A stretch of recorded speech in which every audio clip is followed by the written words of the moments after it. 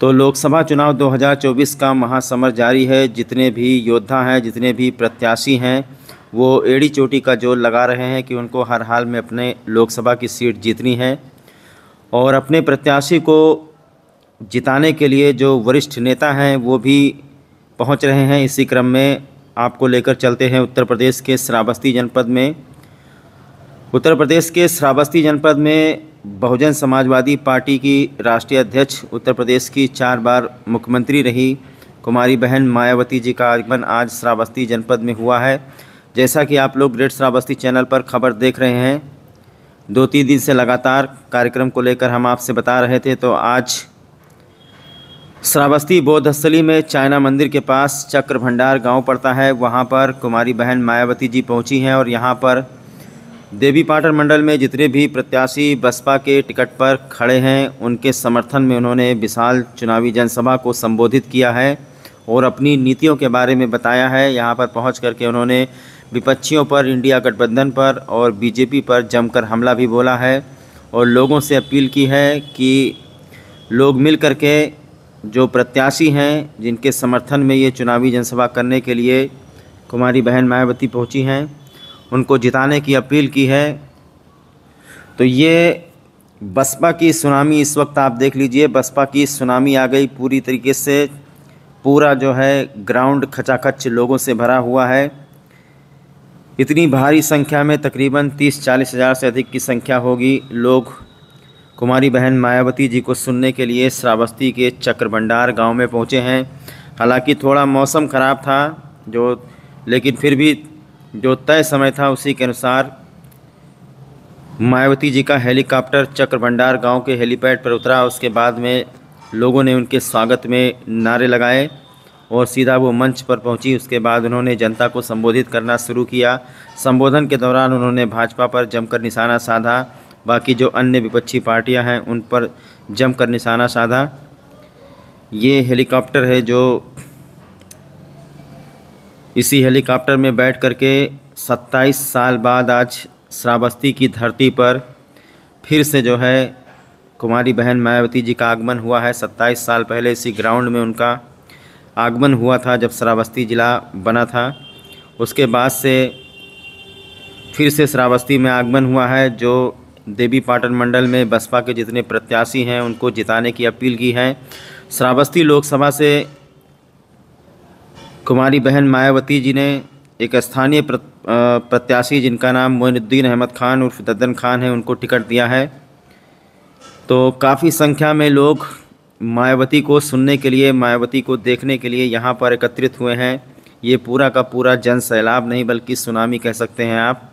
इतनी भारी संख्या में लोगों के पहुँचने की उम्मीद नहीं थी, लेकिन फिर भी लोग पहुँचे हैं। थोड़ा मौसम ख़राब था। शुरुआत में जब मुख्यमंत्री को आना हुआ तो थोड़ा तेज़ हवा चलने लगी, आंधी जैसा आने लगा, लेकिन थोड़ी देर बाद मौसम सही हो गया और तय समय के अनुसार उनका हेलीकॉप्टर श्रावस्ती के चक्रभंडार गांव में उतरा, जहां पर पहुंच करके उन्होंने एक विशाल जनसभा को संबोधित किया। संबोधन के दौरान उन्होंने विपक्षी पार्टियों पर जमकर निशाना बोला। उन्होंने कहा कि जैसा कि लोगों के द्वारा सुनने में आ रहा है कि अगर ईवीएम में कोई गड़बड़ी नहीं हुई तो इस बार भाजपा की जो सरकार है ये ज़रूर बदलेगी। तो श्रावस्ती लोकसभा के कटरा स्थित पर्यटन मैदान में आज बसपा सुप्रीमो मायावती ने मंडल स्तरीय प्रत्याशियों के समर्थन में विशाल जनसभा को संबोधित किया। जनसभा में उमड़ी विशाल भीड़ से सभी प्रत्याशियों के लिए मायावती ने वोट मांगे और भाजपा पर जम करके जुबानी हमला किया है। श्रावस्ती लोकसभा में एक मंडल स्तरीय जनसभा को संबोधित करते हुए मायावती ने कहा कि हमने सर्व समाज को टिकट बंटवारे में भागीदारी दी है। देश और कई राज्यों में पहले कांग्रेस की सत्ता रही है, लेकिन उनकी गलत नीतियों की वजह से इन्हें केंद्र की सत्ता से बाहर होना पड़ा है। मायावती ने कहा कि पिछले कुछ दिनों में बीजेपी और उनके सहयोगी दल सत्ता में काबिज हो गए हैं, लेकिन जातिवादी, पूंजीवादी, सांप्रदायिक व द्वेषपूर्ण नीतियों से और इनकी कथनी और करनी में काफ़ी अंतर होने की वजह से लगता है कि बीजेपी भी आसानी से सत्ता में वापस आने वाली नहीं है। मायावती ने कहा कि यदि आम लोगों की चर्चा के अनुसार ईवीएम में कोई गड़बड़ी नहीं हुई तो इस बार सरकार ज़रूर बदलेगी। वह इस बार उनकी कोई जुमलेबाजी, नाटकबाजी और गारंटी नहीं चल पाएगी। सरकार ने अच्छे दिन और प्रलोभन दिखा करके जो सरकार बनाई वो सिर्फ पूंजीपतियों को लाभ दिलाने के लिए बनाई है। इलेक्टोरल बॉन्ड को लेकर के मायावती ने बड़ा हमला किया। उन्होंने कहा कि देश में सिर्फ बहुजन समाजवादी पार्टी एक ऐसी पार्टी है जिस पर इलेक्टोरल बॉन्ड को लेकर के कोई आरोप नहीं लगा है। वहीं दूसरी पार्टियों ने धन्ना सेठों और पूंजीपतियों से बड़ा पैसा लिया है। मायावती ने कहा कि हमारे जन्मदिन पर और थोड़ा बहुत चंदा इकट्ठा किया जाता है, उसी से संगठन चलता है। हम पूंजीपतियों से पैसा नहीं लेते हैं। बीजेपी ने ज़्यादातर मुस्लिम समुदाय का शोषण किया है। धर्म और हिंदुत्व के आड़ में लोगों को प्रताड़ित किया जा रहा है। मायावती ने यह भी कहा कि मुसलमानों का शोषण कर रही है भाजपा की सरकार।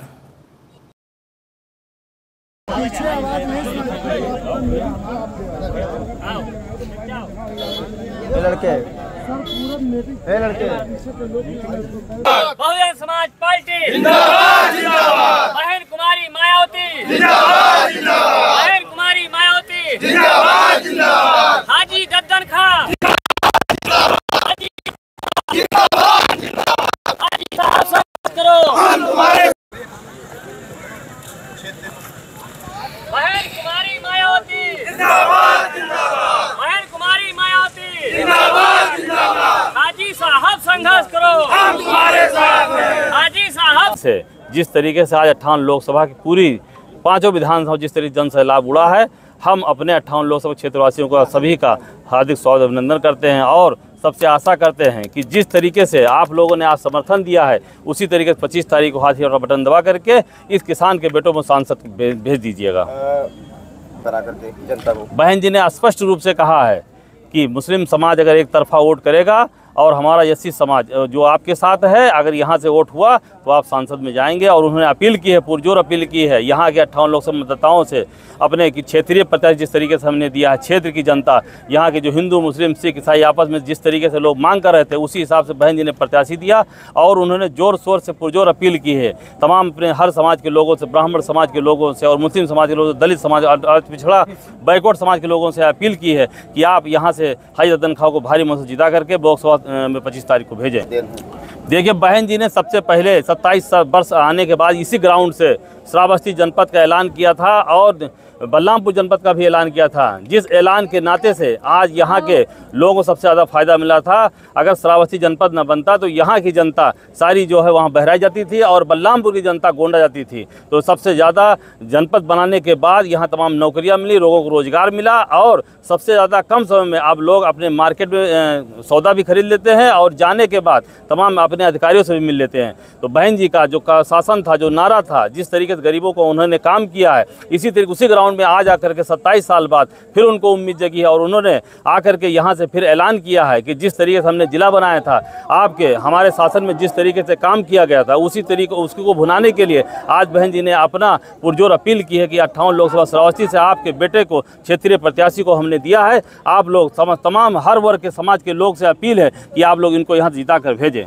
जिंदाबाद जिंदाबाद भानकुमारी मायावती जी जिंदाबाद जिंदाबाद भानकुमारी मायावती जी जिंदाबाद जिंदाबाद बहुजन समाज पार्टी जिंदाबाद जिंदाबाद भानकुमारी मायावती जी जिंदाबाद जिंदाबाद बहुजन समाज पार्टी जिंदाबाद जिंदाबाद भानकुमारी मायावती जी जिंदाबाद जिंदाबाद जिंदाबाद। डॉक्टर भीमराव अम्बेडकर अमर रहे, अमर रहे, अमर रहे। डॉक्टर भीमराव अम्बेडकर अमर रहे, अमर रहे, अमर रहे। कांशीराम साहब भानकुमारी मायावती जी जिंदाबाद जिंदाबाद भानकुमारी मायावती जी जिंदाबाद जिंदाबाद।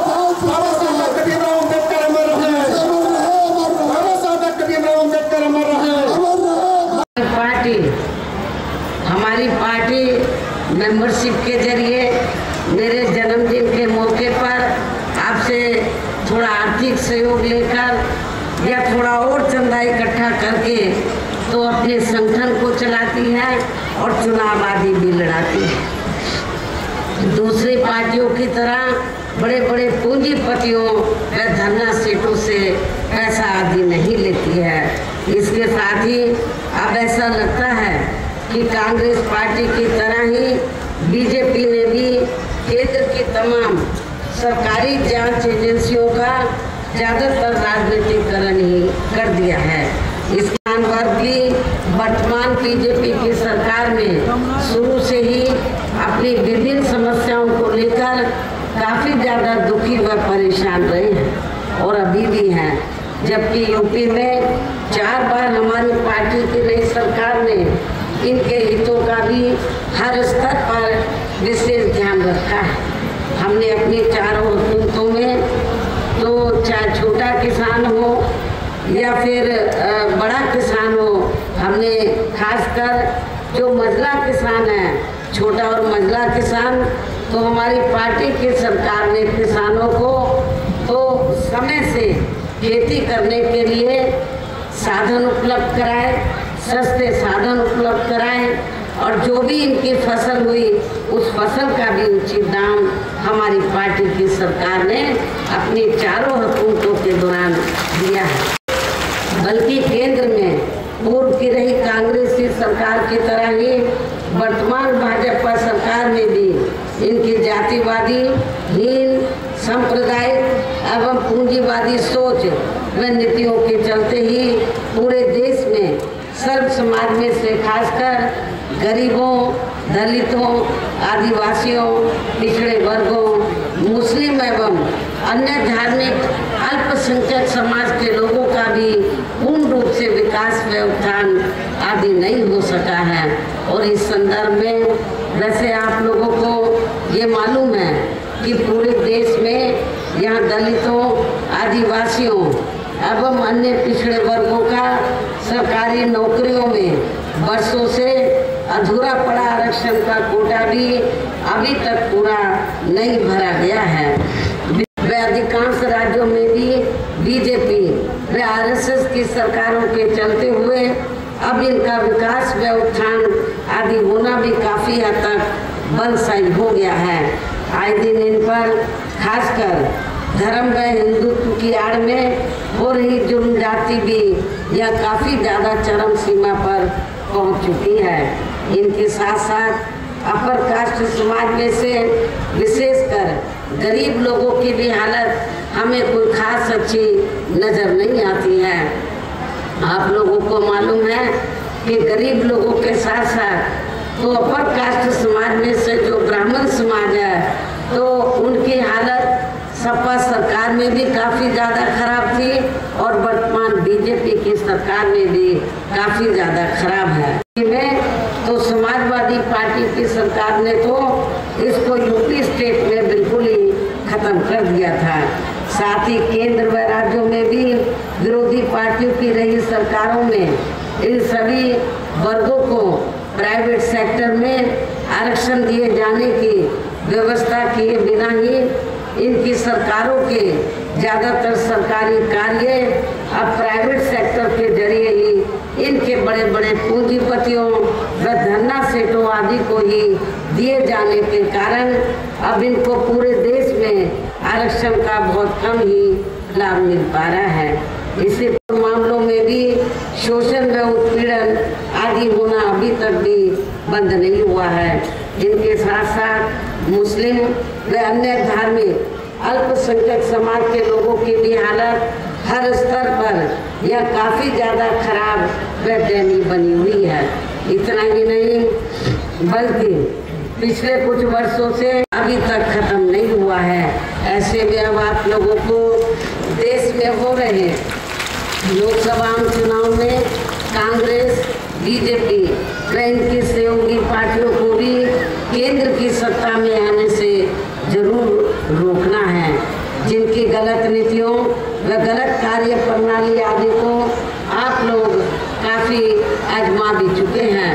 ऐसी स्थिति में अब ये विरोधी पार्टियां इस चुनाव में भी किस्म किस्म के साम, दाम, दंड भेद आदि अनेकों हथकंडे इस्तेमाल करके केंद्र की सत्ता में आने की पूरी कोशिश में लगी हैं। के कारण किसान वर्ग भी आए दिन आंदोलित ही रहता है। साथ ही इनकी गलत आर्थिक नीतियों की वजह से देश की अर्थव्यवस्था पर भी इसका काफ़ी बुरा प्रभाव पड़ा है, जिससे यहाँ विशेषकर छोटे एवं मध्यम वर्गीय व्यापारी वर्ग भी काफ़ी ज़्यादा दुखी व परेशान हैं। और अब केंद्र में पूर्व की रही सरकारों की तरह ही वर्तमान भाजपा सरकार में भी जहाँ पूरे देश में गरीबी, बेरोजगारी एवं महंगाई आदि भी लगातार काफ़ी ज़्यादा बढ़ रही है। तो हर हर स्तर पर काफ़ी ज़्यादा सावधान रहना है और इस मामले में विरोधी पार्टियां अपने अपने पक्ष में हवा बनाने के लिए खासकर मीडिया, ओपिनियन पोल, सर्वे आदि का जो बड़े पैमाने पर इस्तेमाल कर रही हैं, तो उनसे भी अपनी पार्टी के लोगों को बिल्कुल भी गुमराह नहीं होना है। इसके साथ ही विरोधी पार्टियों के विभिन्न रूपों में हवाई व प्रलोभन भरे चुनावी घोषणा पत्रों एवं वायदों आदि के बहकावे में भी अपनी पार्टी के लोगों को कतई भी नहीं आना है। जिन्हें ये पार्टियां सरकार बनने के बाद ज़्यादातर अमल में नहीं लाती हैं और अब जिन पर से देश की जनता का अधिकांश विश्वास ही उठ गया है, यही खास वजह है कि हमारी पार्टी किसी भी चुनाव में अपनी पार्टी का कोई भी चुनावी घोषणा पत्र आदि जारी नहीं करती है। वैसे भी हमारी पार्टी किसी भी मामले में कहने में बहुत कम बल्कि कार्य करके दिखाने में ही ज़्यादा विश्वास रखती है। और इस बात का सबसे बड़ा सबूत ये है कि उत्तर प्रदेश में 4 बार हमारी पार्टी के नेतृत्व में रही सरकार ने चुनाव में अपनी पार्टी के बिना कोई जारी किए गए चुनावी घोषणा पत्र के ही प्रदेश में आम जनहित में काफ़ी ऐतिहासिक कार्य करके दिखाए हैं। बीएसपी के अपने सभी लोकसभा उम्मीदवारों को अर्थात श्रावस्ती लोकसभा की सीट से हमने श्री मुईउद्दीन अहमद खान उर्फ हाजी दद्दन खान को हमने चुनाव के मैदान में उतारा। आप लोगों को ये मालूम है कि यहाँ पर मुस्लिम आबादी काफ़ी ज़्यादा है। दलितों के साथ साथ यदि मुस्लिम समाज के लोग अपना वोट नहीं बांटते हैं, एक तरफा बीएसपी के कैंडिडेट को दे देते हैं, तो दलित और पिछड़ों के साथ तो मैं आपको दावे के साथ कह सकती हूँ कि इनको कोई चुनाव जीतने से रोक नहीं सकता है।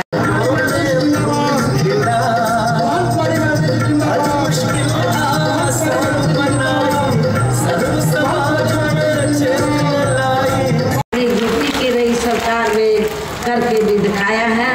जब 4 बार मेरी हुकूमत बनी तो हमने अपनी हुकूमत के दौरान कोई भी हिंदू मुस्लिम दंगा फसाद नहीं होने दिया है।